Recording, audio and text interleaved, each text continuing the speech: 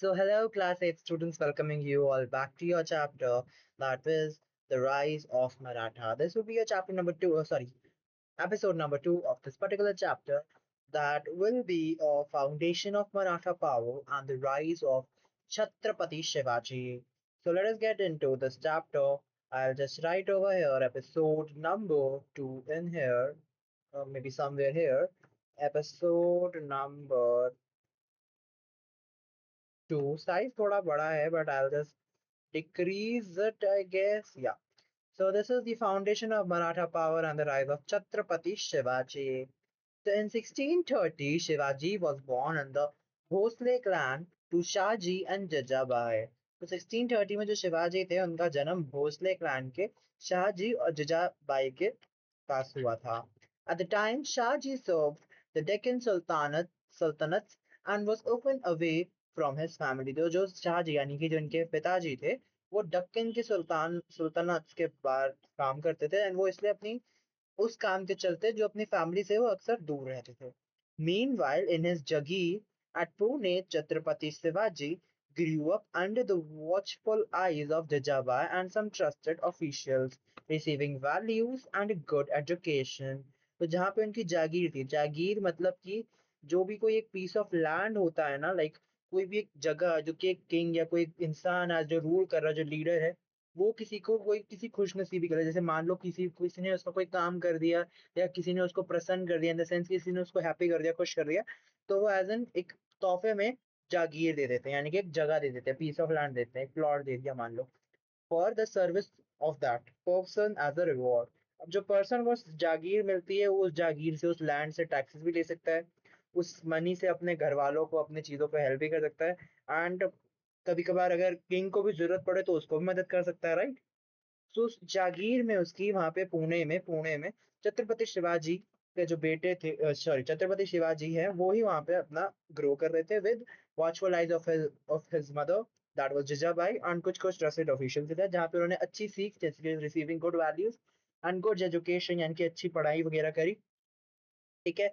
जो कि we have seen kind of like at this time the Pune region was deeply affected by constant infighting between the Deccan Sultans whom the Marathas served, which caused much hardship for the common people.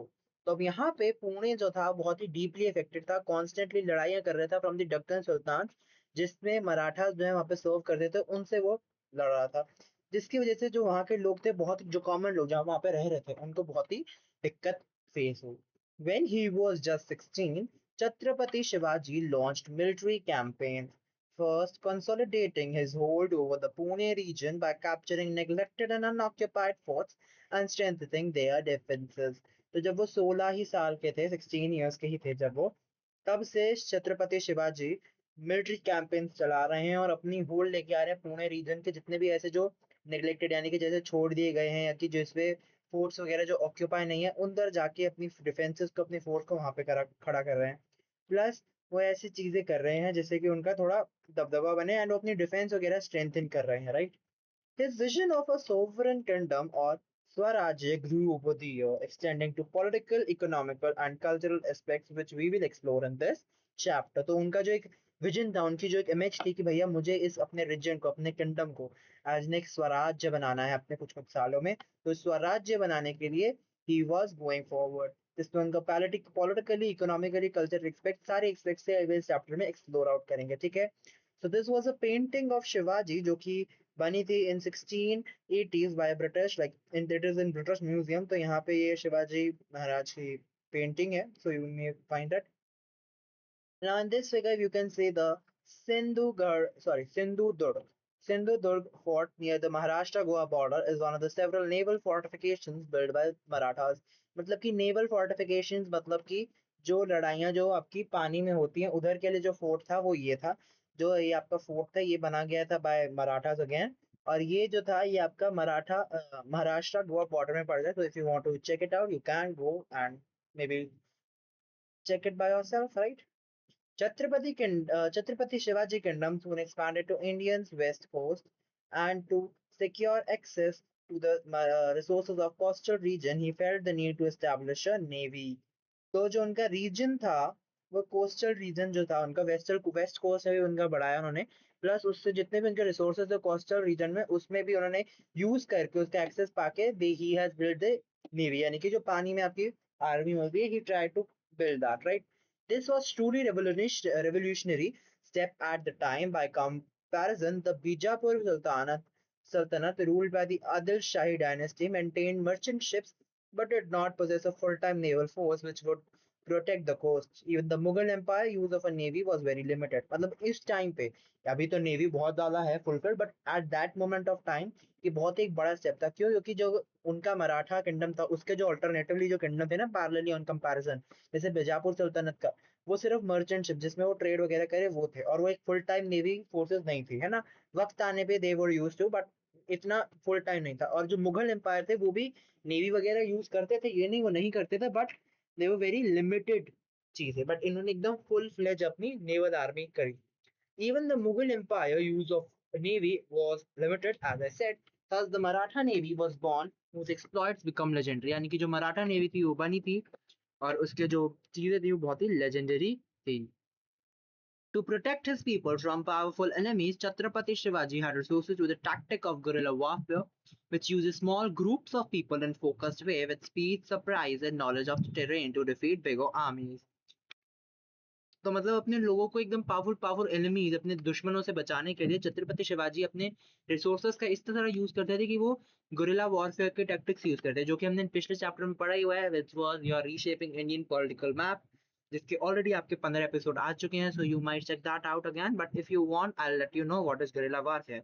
तो मतलब कि जो छोटे छोटे groups हैं, छोटे छोटे टुकड़ियों में जब लोग वॉर करते हैं, लड़ाई करते हैं एक दूसरे से, इन द सेंस मतलब ऐसे नहीं कर रहे कि एक दूसरे से एकदम भिड़ गए, नहीं, एज एन ऐसे जैसे जब जैसे मेन तो राजा वगैरह रूलर वगैरह होते हैं, है ना, उन पे वार करना, and that also in small groups. और वो तब कैसे करते हैं, देयर वल्नरेबल सिचुएशन या कुछ ऐसी सिचुएशन जहाँ पे उनको टेरेन का पता है कि कहाँ पे आपके रिवर है, कहाँ पे आपके पेड़ पौधे हैं, ज्यादा फॉरेस्ट से ज्यादा घना जंगल है, कहाँ पे आपका ऊंचाइयां हैं, कहाँ पे ऐसी चीजें हैं, तो उनको टेरेन का पता है, तो उस हिसाब से यहाँ पे छुपते हैं। और जब they will see their enemy, उसको एज एन सरप्राइज वे में, एकदम फोकस वे में उनको मारने के लिए एकदम स्पीड से करते थे, ताकि वो बड़ी से बड़ी आर्मी को हरा सके। क्योंकि अगर आपका राजा ही नहीं बचेगा तो उसकी सेना का क्या होगा, right? His successes soon invited the wrath of Bijapur Sultanate, which sent the veteran general Afzal Khan to confront him। मतलब कि उनके इतने सक्सेस से जो बीजापुर सुल्तानत वो जो थी वो सबको, उनसे भी उनकी एक काइंड ऑफ वो चीजें हो गई, जिसके कारण जो बीजापुर सल्तनत के जो जनरल थे अफजल खान, उनको उसको कन्फ्रंट करना पड़ा। Chhatrapati Shivaji and his advisors managed to convince Afzal Khan to meet him for a one-on-one meeting at the foot of Pratapgarh fort amid thick forest। तो अब अफजल खान से उसने जब बीजापुर सल्तनत में बोला कि भैया तुम हमारे से पंगे जो भी हो रहा होगा, तो अफजल खान को भेजा, जो छत्रपति शिवाजी और उनके एडवाइजर्स ने मैनेज किया कि अफजल खान से हम बोलो एक वन ओ वन, यानी कि एक साथ बैठ के एक वन ओ वन मीटिंग करेंगे, जो कि आपकी कहाँ होगी, जो कि आपकी प्रतापगढ़ फोर्ट पे होगी, जो कि घने जंगलों के बीच में होगी। ऑलराइट, तो Chhatrapati Shivaji killed Afzal Khan and Marathas hidden in the mountains routed the Khan's army with guerrilla attack। तो मतलब कि अफजल खान को छत्रपति शिवाजी ने मार गिराया, प्लस जो उसकी आर्मी थी उसको भी धीरे धीरे करके मारा। by what tactics? By guerrilla warfare tactics।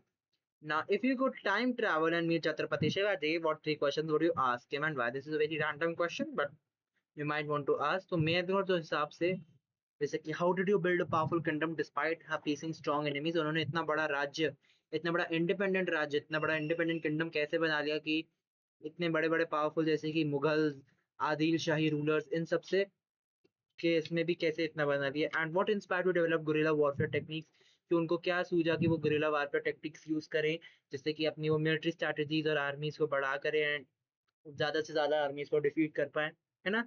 And what qualities do you think that are most useful in a good ruler, मतलब कि सबसे अच्छा रूलर होने के लिए, अच्छे से अच्छे रूलर होने के लिए क्या आपके सोच कहते हैं कि ऐसे अच्छा रूलर एज अ किसको होना चाहिए, एज इन क्या क्या उसमें क्वालिटीज होनी चाहिए, क्वालिटी होती है ना कि भैया हाँ, like this should be that person के, ऐसे इसमें क्वालिटीज होती है, तो वैसे एक अच्छे रूलर में, गुड रूलर में क्या क्वालिटीज होनी चाहिए।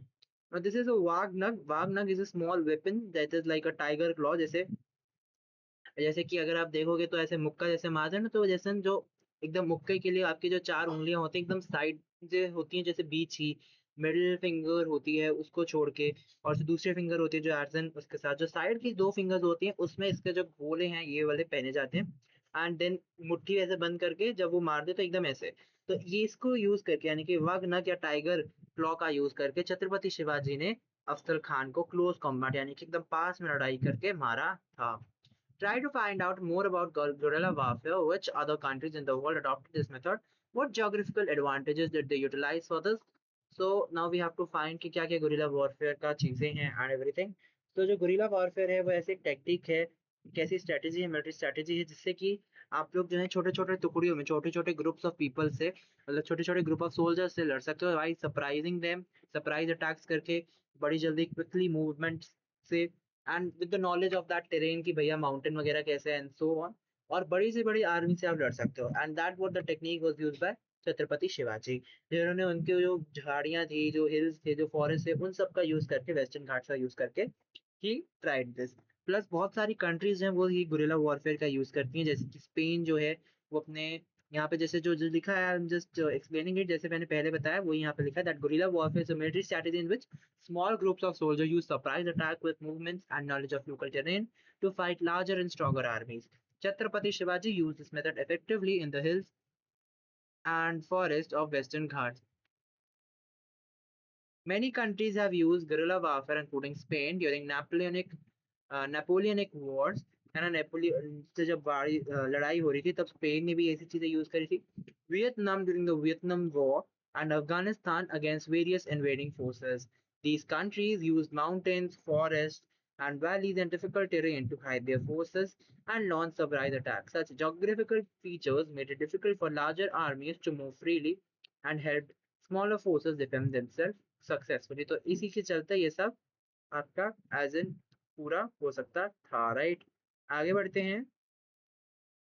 तो यहाँ तक है आपका, it is a great this thing, इतना लंबा है ये। तो अभी के लिए आई गेस आज के लिए इतना ही विल डू। आगे का हम करेंगे अपने नेक्स्ट क्लास में। Till then we will meet again in the next class. तो यहाँ से हम करेंगे अपना एपिसोड नंबर, मे बी उससे शुरू, episode number 3. So we'll start it after this. तब तक के लिए bye bye you all and we'll meet you very soon.